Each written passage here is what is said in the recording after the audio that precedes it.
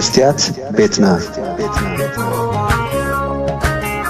مستيات بيتنا نحكينا مثل إرتران من صغراء استفعل عليه صحفات تنقص مسلتاتن قال محتساتن حيزا بذكر اسكبر اب ان ترالوت تقرب مدبيا سلام كما يتوعلو كبرات تخاتلتنا حزباوي ويانا حرنت تግራይ بهجراوي مرጫ بورد ኢትዮጵያ ፖለቲካዊ ሰልፊ ካብ ሙኻን ከም ዝተሓኸኸ ምስተሓበረ ኣብቲ ከባቢ ሓድሽ ፖለቲካዊ ኣጀንዳ ተላዒሉሎ እቲ ናይ ምርጫ ቦርድ ሕወሓት ከም ሰልፊ ግቡኡ ከማልእ ስለዘይከኣለ እዩ ተሰሪዙ ክብል እንከሎ ናይቲ ሰልፊ ኣባል ዝነበረ ድሓር ግን ካብ ትግራይ ወፂኡ ኣብ ኣዲስ ኣበባ ምስ ሰልፊ ብልጽግና ዝሰርሕ ዘሎ ዓብ ስም ዝነበሮ ጥራሕ ዘይኮነ ብመሰረት ውዕል ፕሪቶሪያውን ፕሬዝደንት ጊዜያዊ ምምሕዳር ክልል ትግራይ ዝነበረ ጌታቸው ረዳ ምስ መንግስታዊት መደበር ቴሌቪዥን ኢትዮጵያ ፋና ኣብ ዘካየዶ ሓድሽ ቃለ መሕትት ኣብ ትግራይ ዝካየድ ናይ ኤርትራውያን ናይ ጨውያ ገበናት ብገለ ኣብ ስልጣን ዘለዉ ናይ ሕወሓት ኣባላት ይካየድ ከም ዝነበረ ተዛሪቡ ጌታቸው ኣብቲ ዘካየዶ ቃለ መሕትት ንሕወሓት ኣምሪሩ ነቒፉ ብወገን ህግደፍ ብዘይ ወቅዓዊ ወሃብ ቃለ ማቢሎም እቲ ናይ ጨውያ ገበናት ብጉጅለ ጌታቸው ይፍጸም ከም ዝነበረ ሓቢሮም ነይሮም ኮይኑ ግን ጌታቸው ካብ ትግራይ ድሕሪ ምውፅኡ እውን እንተኾነ እቲ ኣሸቓሊ ኩነታት ጨውያ ስደተኛታት ኤርትራውያን ደው ክብል ኣይተራእየን ኣብ ትግራይ ሓደ ኤርትራዊ ስደተኛ $4,000 ወይ ካብኡ ንላዕሊ ከም ዝሕተት ነዚ ምስ ከፈለ ጥራሕ ከዓ ነፃ ከም ዝበሃልን ናብ ኣዲስ ኣበባ ክሓልፍ ከም ዝኽእልን ይፍለጥ ሕወሓት ድሕሪ ኩናትን ውዕል ፕሪቶሪያን ናብ ክልተ ድሕሪ ምግምዑ ኣብቲ ክልል ፖለቲካዊ ምርግጋእ ተሳኢኑ ብክልተ ወገናት ዝወፁ ተገራጨውቲ መግለፂታት ንህዝቢ ከጨንቕዎ ጸኒሖም እቲ ኣብ ኩናት ትግራይ ንበይኑ ዝምክት ዝነበረ ናይ ትግራይ ሓይሊ ከዓ ሎሚ ዘራያት ኣብ ምድላይ ተጸሚዱሎ እቲ ሓደ ወገን ምስ ብልጽግና ክጽጋዕ እንከሎ እቲ ሓደ ከዓ ምስ ህግደፍ ይሰጋሰጋሎ ናይ ትግራይ ስትራቴጂካዊ ኣቀማምጣ ኣብ መንጎ ሓይልታት ኤርትራ ኣምሓራን መላእ ኢትዮጵያን ስለ ዝኾነ እዚ ኩነታት ነታ ክልል ኣዝያ ተጠቃዒት ክገብራ ይኽእል እዩ ዝብል ሸቕሎት ኣሎ እዚ ከምዚ ኢሉ እንከሎ ብኣማኻሪ ቀዳማይ ሚኒስተር ኢትዮጵያ ኣብይ ኣሕመድ ኣብ ጉዳይ ምብራቕ ኣፍሪቃ ጌታቸው ረዳ ዝምራሕ ክንፊ ሓድሽ ፖለቲካዊ ውድብ ሒዙ ከም ዝቕልቀል ክግለጽ ጸኒሕሎ እቲ ኣብ መስርሕ ምዝገባ ዝርከብ ሓድሽ ፖለቲካዊ ውዳበ ሊበራላዊ ዲሞክራቲክ ፓርቲ ትግራይ ብዝብል መፀውዒ ሽም ዝመጽእ ዘሎ ኮይኑ ሕወሓት ንምትካእ ዝዓለመ ይመስል እዚ ድማ እቲ ትግራይ ንኣስታት 40 ዓመታት ክትምራሓሉ ዝጸንሐት ስነ ሓሳብ ወያናይ ዲሞክራሲ ክትክእ እዩ ዝሰርሕ ዘሎ እዚ ተፈጢሩ ዘሎ ሓድሽ ኩነታት ንዝምድና ትግራይን ፈደራላዊ መንግስቲ ኢትዮጵያን ከመይ ክጸልዎ ከም ዝኾነ ናይ ብዙሓት ኣቓልቦ ዝሰሓበ ጉዳይ ኮይኑሎ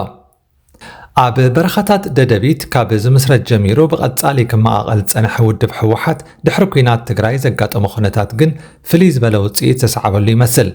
ጌታቸው ኣብ ዝሓለፈ 2 ዓመታት ከም ፕሬዝደንት ጊዜያዊ ምምሕዳር ክልል ትግራይ ኣብቲ ክልል ብተዛማዲ ዝሓሸ ሓሳብካ ብነጻነት ናይ ምግላጽ ባይታ ኣስፊሑ ተባሂሉ ይግለጽ እዩ ካብ ዝሓለፈ ወርሒ መጋቢት ጀሚሩ ድማ ምስ ምምሕዳሩ ካብ ስልጣን ተኣልዩ ይርከብ እቲ ምስቲ ብጌታቸው ዝምራሕ ጊዜያዊ ምምሕዳር ኣፍልጦ ክከላላእ ዝጸንሐ ወገን ሕወሓት ኣብ መወዳእታ ብዕጡቓት ተደጊፉ ናብ ስልጣን ዝተመልሰኳ እንተመሰለ መንግስቲ ፈደራል ሕጋዊ ሰብነቱ ክስረዝ ምግባሩ እትርክቦም ናበይ ከም ዘምርሕ ገና ኣብ ቀጻሊ ዝረአ እዩ እቲ ኣማኻሪ ቀዳማይ ሚኒስተር ኮይኑ ተሸይሙ ዘሎ ጌታቸው ረዳ ግን ኣብ ትግራይ ጀሚረዮ ዝበሎ ለውጢ ብኩሉ ዓቕሙ ከም ዝቕጽሎን ነቲ ናይ ገበናት ኢምፓየር ዝበሎ ጉጅለ ሕወሓት ንምፍራስ ከም ዝቃለስ ብፍላይ ንቴሌቪዥን ፋና ኣብ ዝሃቦ ቃለ መሕትት ተዛሪቡሎ እቲ ጊዜያዊ ምምሕዳር ካብ ስልጣኑ ዝተኣልየሉ መገዲ ዝነቐፉ ገለ ኣባላት ሓይልታት ትግራይ ነቲ መንግስቲ ብዕጥቃዊ ቃልሲ ከይተረፈ ናብ ቦትኡ ክመልሱ ምዃኖም ዝሕብር ጽንጽንታ የስምዑለዉ ኣዛዚ እዚ ምዕራብ ሓይልታት ትግራይ ሜጀር ጀነራል ምግበይ ሃይለ ኣብ ዝሓለፈ ሰሙን ኣብ ሓደ ወተሃደራዊ መድረኽ ተረኺቡ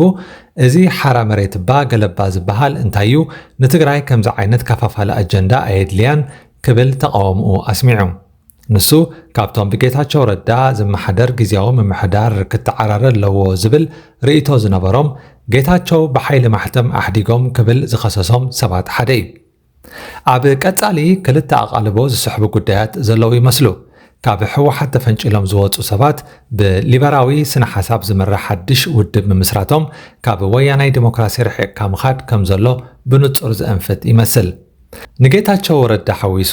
እቲ ንዘበናት ኣብ ውሽጢ ሕወሓት ኮይኖም ነጭ ሊበራሊዝም ብዝብል ብትሪ ክንቀፉ ዝጸንሑ ሰባት ናይ ብሓቂ ተለዊጦም ድዮም ዝብል ጥርጣረታት ግን ብዙሓት ዘልዕልዎ እዩ። ካልኣይ ድማ ንሕወሓት ካብ ዝርዝር ሕጋዊ ውድባት ኢትዮጵያ ከም ዝተሰረዘ ይግለጽ ኣሎ። ሕወሓት ኮነ ጊዜያዊ ምምሕዳር ትግራይ ድማ መግለጺ ኣይሃብሉን ዘለዉ።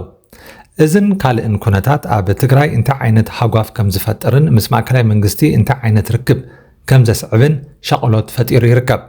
ኩናት ትግራይ ቅድሚ ምውልዑ ሕወሓት ፈደራላዊ መንግስቲ ዘይተቐበሎ መስርሕ ምርጫ ኣካይዱ ከም ዝነበረ ይዝከር። ናይቲ እዋን ጠንቂ መወልዒ ኩናት ሓንሳብ እቲ ምርጫ ክጥቀስ እንከሎ ሓንሳብ ከዓ ሕወሓት ንወተሃደራት ሰሜናዊ እዙ ሃንደበት ኣጥቂዑ ዝብል ክሲ ይቐርብ። ጌታቸው ረዳ ሎሚ ንስሓ ኣትዩ ከም ዝጸረየ ክዛረብ እንከሎ በቲ ዝተፈጸመ ገበናት ኩናት ተሓታትነት ክህሉ ከም ዘለዎ ሕወሓት ግን ካብ ተሓታትነት ይሃድም ከም ዘሎ ይዛረብ።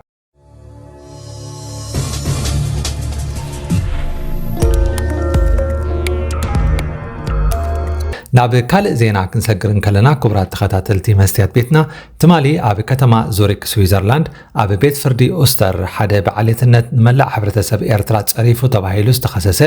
ናይ የማናዊ ሰልፊ ፖለቲከኛ ኣብ መጋበያ ቀሪቡ። ኣብ ጎኒ ከሰስቲ ኮይኖም ምድንጋጾም ከርእዩ ዝተኣከቡ ካልኦት 70 ዝኾኑ ሰባት እውን ኣብቲ ቤት ፍርዲ ተረኺቦም ነይሮም። ቤት ፍርዲ ኦስተር ነቲ መስርሕ ፍርዲ ኣብ ዕፁ ማዕጾ ዘይኮነ ንኹሉ ህዝቢ ክፉት ክኸውን ይገይሩ። ቅድሚ ሕጂ ኣብ ስዊዘርላንድ ገለ ፖለቲከኛታት ኣብ ልዕሊ ኢጣልያውያን፣ ኮሶቫውያን፣ ኩርዳውያን፣ ስሪላንካውያንን ካልኦትን ዓሌታዊ ጎስጓሳት የካይዱ ከም ዝነበሩ ይግለጽ። ትማሊ ኣብ ዝነበረ ፍርዳዊ መስርሕ ብርክት ዝበሉ ተገዳስነት ዘሕተሩ ጋዜጠኛታትን ወሃብቲ ደገፍ ማሕበራትን ተረኺቦም ነይሮም። ከሰስቲ ድማ ነቲ ክሲ ብዝግባእ ከም ዝተዳለወሉ ዘመስክር ኣወሃህባ ቃል ቤት ፍርዲ ኣንጸባሪቖም።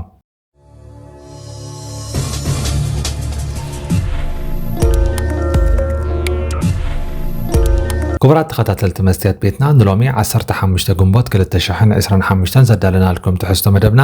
ኣብዚ ዛዚምና ኣለና። ኣብ ቀጻሊ ብኻልእ ኣርእስቲ ክሳብ ንራኸብ ደሓን ጽንሑ። መስትያት ቤትና መስትያት ቤትና ንሓቀኛ ምስሊ ኤርትራ ንምንጽብራቕ ዝተፈላለየ ጽሑፋት ተንቀሳቐሲ ምስልታትን ቃለ ምሕትታትን ሒዛ ብዘካርያስ ክብረኣብ እናተዳለወት እትቐርብ መደብ እያ። كفوت لساني من يزعصوني هاي سجدن علي عبطاقوت ملاخي قطاوخي قنا مسلي فتحي